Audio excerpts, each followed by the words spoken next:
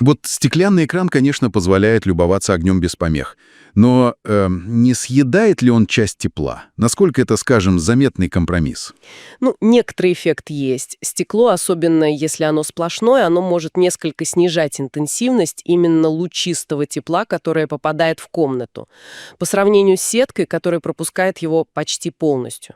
Так. Но, знаете, современные стекла достаточно эффективны, и для многих вот эта эстетика, возможность видеть огонь, она перевешивает небольшую потерю тепла.